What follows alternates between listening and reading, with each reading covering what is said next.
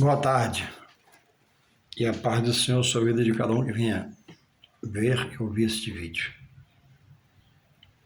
Trazemos uma palavra sobre a igreja. Diz a palavra de Deus no livro de Coríntios 12, verso 12 em diante, assim: porque assim como o corpo é um e tem muitos membros, e todos os membros, sendo muitos, são um só corpo, assim é Cristo também, pois todos nós fomos batizados em um só Espírito, formando um corpo, quer judeus, quer gregos, quer servos, quer livres. E todos temos bebido de um Espírito. Porque também o corpo não é um só membro, mas muitos. Se o pé disser porque não sou mão, não sou do corpo, não será por isso do corpo. E se a orelha disser porquanto não sou olho, não sou do corpo, não será por isso do corpo. Se todo o corpo fosse olho, onde estariam os ouvidos? Se todo fosse ouvido, onde estaria o olfato? Então, Paulo traz uma palavra à igreja do Senhor em Corinto, falando aos coríntios, aos irmãos da igreja,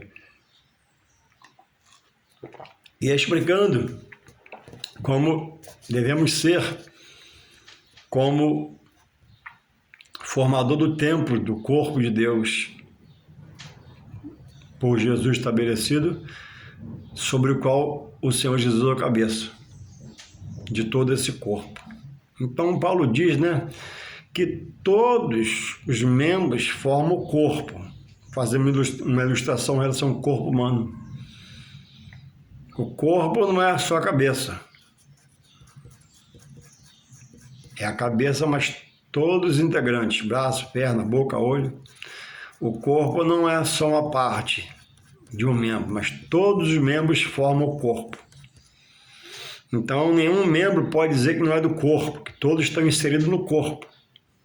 Deus estabeleceu criando assim mão, pé, boca, nariz, olhos, ouvidos, etc. Porque Paulo quer que os irmãos do corpo entenda que Cristo, desse corpo espiritual, chamado de membros do corpo de Cristo, é o cabeça que dirige a todos. É o edifício central estabelecido por Deus, é a pedra angular, é a pedra de esquina. Nós fazemos parte desse corpo, sujeitos ao cabeça que é Cristo e às suas ordenanças. E ele diz no início, porque assim como o corpo é um e temos muitos membros, e todos os membros sendo muitos, são um só corpo. Assim é Cristo também. Então, cada um recebeu o seu corpo físico e tem os seus membros, que completa na unidade de cada um deles, espalhado pelo corpo, esse corpo, fisicamente. E ele está explicando que Cristo, Filho de Deus, o prometido de Deus, para salvar, para libertar, ele é o cabeça, ele é a parte pensante, sobre o qual eu tenho que entregar minha mente, meu racional, meu querer, para ele dirigir, para ele governar. A igreja está edificada em Cristo. Louvado seja Deus. Então, esse entendimento não pode faltar na vida daquele que se diz cristão. Eu faço parte do corpo, cujo cabeça do corpo é Cristo. Eu tenho a minha cabeça, você tem a sua no plano material. humano. Mas espiritualmente, Cristo é o cabeça que comanda todas as cabeças inseridas já no corpo e que virão para o corpo. Aí a palavra diz que os meus pensamentos não são do Senhor, porque Ele é santo e está acima de tudo e de todos. Aí a Bíblia diz que o meu caminho não é o de Deus, mas o de Deus tem de ser o meu caminho. Ou seja, eu tenho que me negar a mim mesmo para sair do meu pensamento, sentimento humano, pensamento humano, para agora Deus reinar na minha mente e fazer fluir em mim os seus pensamentos, pela sua palavra. Eu preciso me dedicar, estudar, ser guerreiro, para que frua essa nova mente, a mente seja o pensamento de Cristo. O caminho do Senhor é um caminho reto, plano, onde não há buraco, não há beco nem vela. Ele te mostra o horizonte à frente, se você já está nele. Se não está, quando você estiver, vai acontecer isso. Não é o meu caminho do homem é tortuoso, às vezes de engano, de fidelidade, etc e tal. Então, agora, Paulo está revelando que eles estão em Cristo. Eles fazem parte do corpo de Cristo, da igreja do Senhor, cujo corpo Cristo, Deus estabeleceu com a cabeça. Aí Jesus vem e fala assim: quem quiser vir após mim, quem disser está em mim, quem me amar, negue-se ao seu pensamento, ao seu sentimento, à vida pregressa, seus maus hábitos, maus costumes, seus pecados, sua vida torta, sua vida errada. Negue-se a si mesmo, deixe praticar o que você fazia sob seu querer, seu bel prazer. Agora eu vou ditar as regras, agora as normas é minha, para estar em mim só te aceito assim. Quem quiser vir após de mim, negue-se a si mesmo, seu eu, seu ego, sua soberba, tome a sua cruz e negue-se a si mesmo. A cruz é essa negação citada por ele para deixar a vida pregressa para trás e dizer que Paulo já falou, eu vou repetir agora. Paulo diz assim: esquecendo-me das coisas que para trás ficaram, minha vida pregressa, que tanto me atrapalhou, eu estava amarrado no pecado, algemado no pecado. Ele diz assim, prossigo para a frente, para o alvo, para as coisas de Deus, para as coisas que vão me ser reveladas agora. Paulo, preso no judaísmo, perseguia o povo de Deus, lutava contra o que era de Deus, por ignorância. Aí Jesus resolve pará-lo. E quando Jesus para o homem, é uma chance para ele buscar um conserto com Deus. Há muitos Jesus para, dá visão, leva uma pessoa, mostra um texto, mostra a palavra e a pessoa rejeita, Deus respeita. Mas a perdição espera esse que rejeita. Mas aquele que se humilha, a Bíblia diz que os humilhados aos pés do Senhor serão exaltados na hora do Senhor, não é na sua hora. Verão nele sua mudança, verão nele Deus na vida dele, verão novos atos, novas atitudes, a mudança de Deus. Isso tem um tempo. Precisa, ao aceitar, congregar. E ao congregar, frequentar a escola dominical, escuta a palavra, culto da oração, você aprender. A fé vem pelo ouvir a palavra de Deus. Então, cada culto que você for, se dedica a aprender do que você ouve, recebendo no coração, para aprender mais de Deus. E ser, que a Bíblia diz, né? Em 2 Coríntios 5,17, quem está em Cristo é nova criatura. Mas para ser nova criatura, não pode só dizer que tem que caminhar, marchar, porque agora é sagrado de Deus, para a palavra, para o templo, para ouvir os homens de Deus, receber a palavra de Deus, receber os dons de Deus e ser capacitado e qualificado por Ele. Então Paulo aqui traz uma palavra aos Coríntios de fortalecimento. E estar no corpo de Cristo, que é a igreja na terra, nem sempre, pelo menos inicialmente, é o que muitos pensam.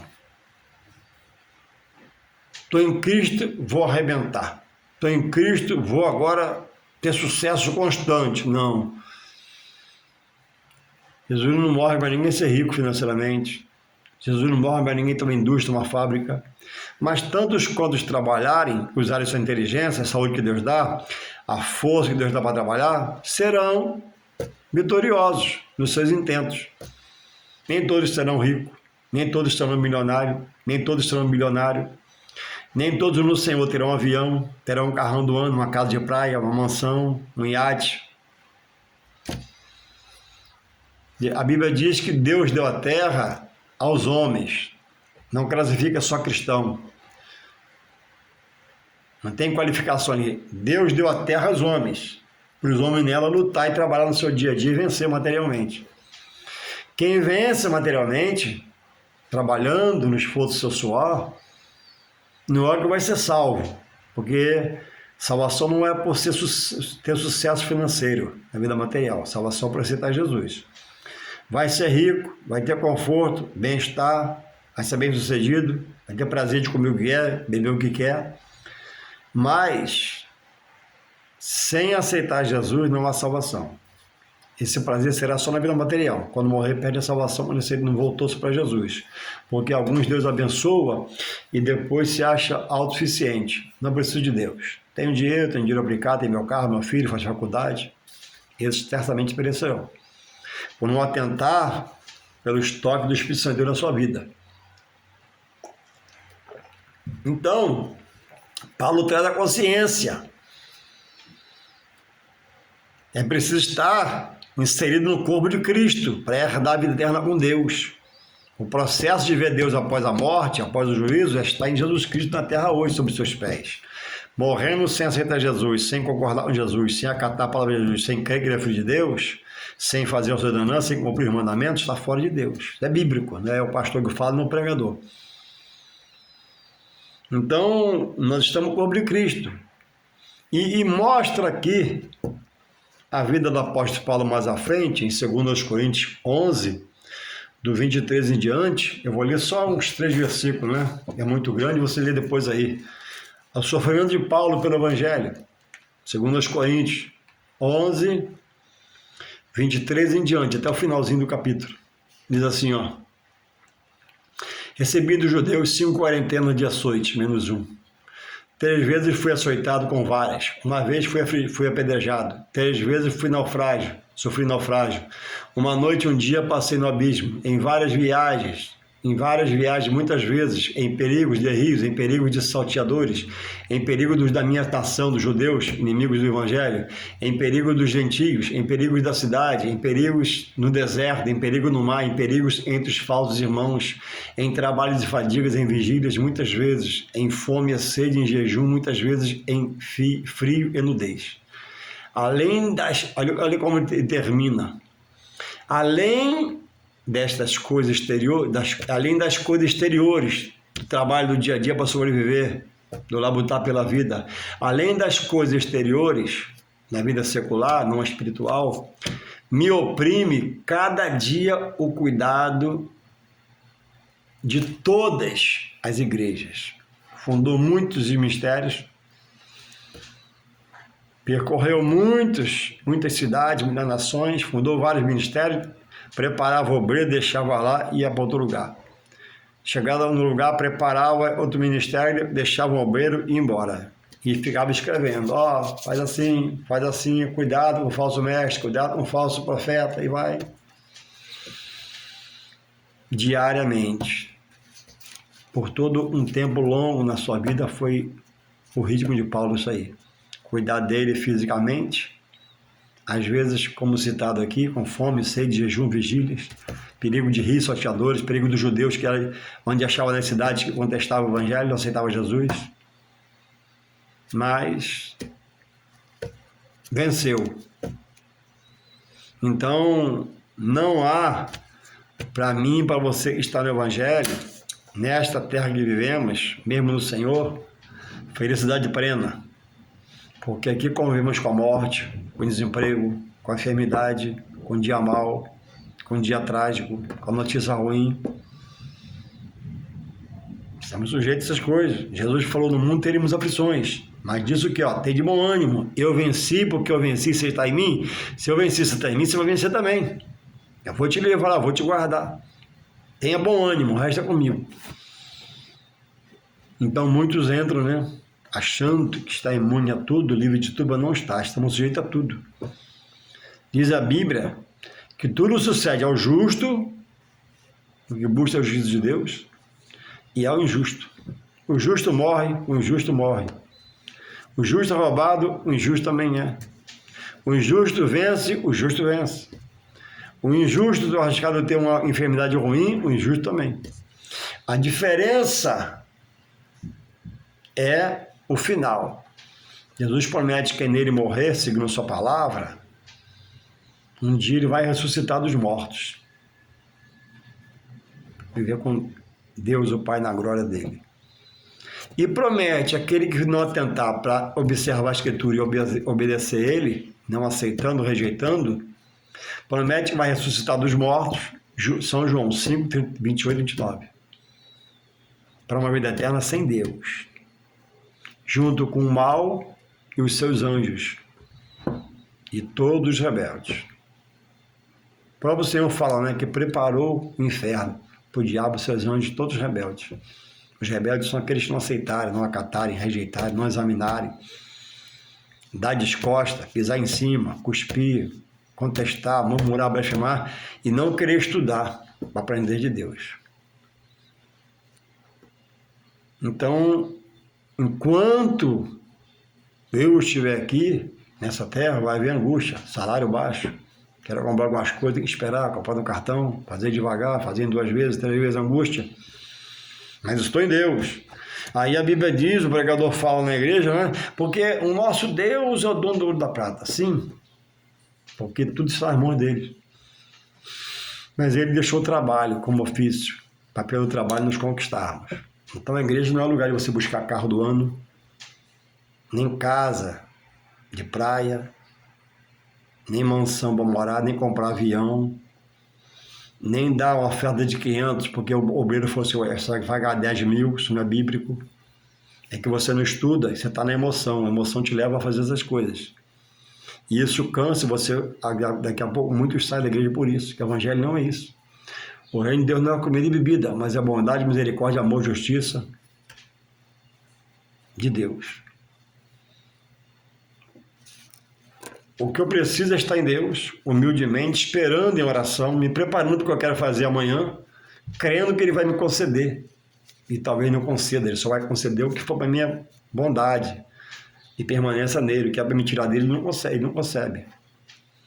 Então não busque na igreja carro do ano, não. Vai na igreja, cuida da palavra, vai estudar a palavra. Vai na escola dominical, vai aprender de Deus. Vai quinta-feira, adora a Deus. Vai domingo à noite, adora a Deus. Jesus falou, entrega o teu caminho a mim. Já entregou então? Já entregou, amém. Primeira parte você fez, ó. Confia em mim, diz ele, mas eu farei. E o confiar em Deus não é confiar peregrinando por casa, é chamado de Deus, determinando, brigando com Deus, lutando, ouvindo de obreiros mentirosos, fraudulentos da palavra, que dizem, né? Traz o seu tudo. E você leva. E ele dá dia e hora. Mas o compromisso de Deus, presta atenção você que vive assim, o compromisso de Deus não é o que o homem fala, é com a palavra dele.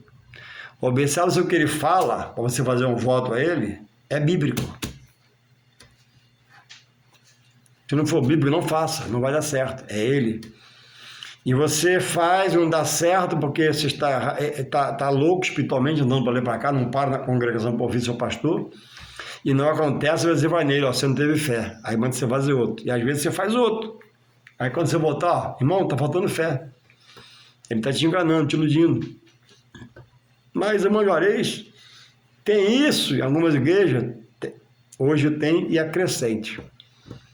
Fica no ministério que Deus te colocou. Não é tempo de andar muito, não. Tem muitas fontes aí de águas que estão envenenadas. Se você tomar um copo, já era, vai morrer espiritualmente. Fica lá com o seu pastor, ajuda o seu pastor, abençoa o seu pastor, frequenta a igreja, ocupa a sua cadeira. Não é pelo andar que Deus vai te abençoar, muito menos pelo correr que Deus vai te abençoar. Não é por sacrificar tanto financeiramente que Deus vai te abençoar. Deus não precisa de dinheiro. Faz o básico pela igreja, ajuda a igreja no básico.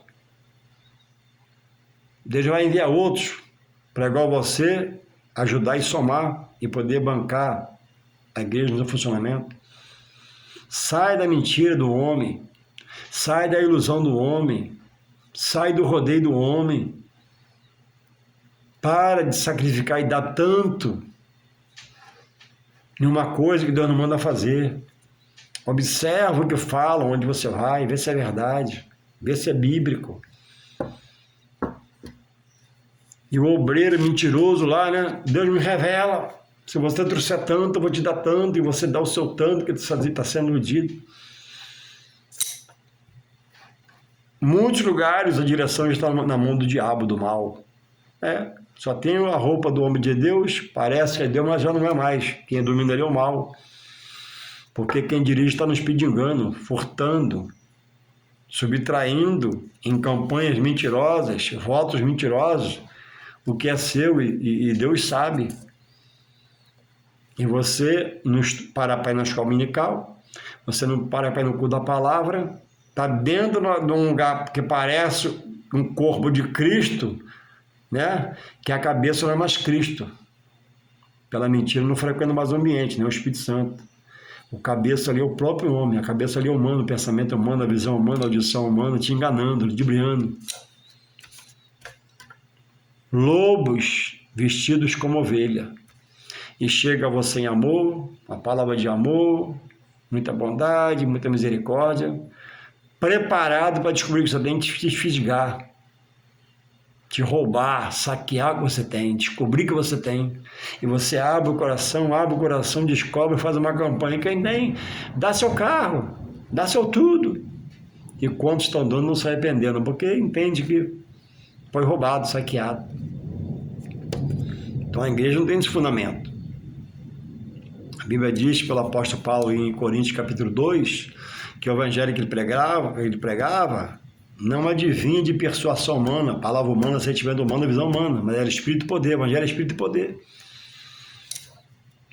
Então, pare de correr tanto se é o caso, pare de tanta campanha, para um pouco, congrega, Deus vai falar com você. E muitas vezes achamos, né, que a gente congrega é frio, o pastor é gelado, né, mas o pastor está na direção de Deus, está na direção do Espírito.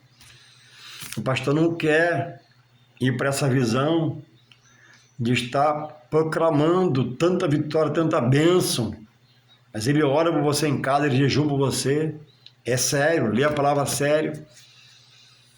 Então, irmãos, Jesus próprio falou, né? Jesus falou, tenho eu tanto prazer em você me sacrificar, se esforçar tanto para chegar a mim, do que me obedeça. Então, o primeiro é obedecer. Depois de estudar e aprender, você pode até fazer um voto, sacrificar o Senhor, mas porque você quer, porque você aprendeu, conheceu. Agora, esses lugares de pede, com certeza não tem a direção esse trabalho, esse culto do Espírito Santo de Deus. O trabalho é aberto em nome de Jesus. Quando o homem que dirige, a mulher que dirige, está na direção do Espírito Santo, observa que pregação é uma. Onde você vê desvirtuar muito, observa que a pregação é outra. Uma está na direção do Espírito Santo. Calma, com ética, postura, observando a palavra. O outro está na visão humana, na gulodice humana, na força humana do seu braço. Então, muitos já não querem mais aceitar, acatar a igreja porque está nesse patamar, porque se colocou nesse patamar para si próprio, mas Paulo diz aqui, ó. Paulo disse o quê? Sede meus imitadores, como eu fui de Cristo, não é? Então, e Cristo usou para fundar vários ministérios em vários lugares. Olha aqui a função dele, olha aqui como Paulo está, ó, sobrecarregado materialmente para sobreviver e cheio de ocupação ministerial. Segundo aos Coríntios 11,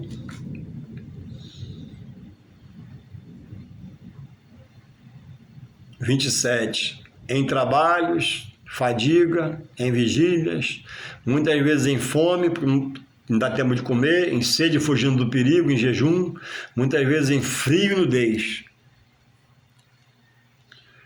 Aí o 28 eu quero frisar para você. Além dessa tribulação diária, essa luta diária, 11:28 fala assim, ó, 2 Coríntios 11:28. Além das coisas exteriores da vida material, me oprime meu tempo, aperta meu tempo, pelo compromisso, pelo amor à obra, por ser chamado por Deus e qualificado por Deus, capacitado por Deus. Além das coisas exteriores, me oprime cada dia o cuidado, no plural, de todas as igrejas. Não rejeite a igreja.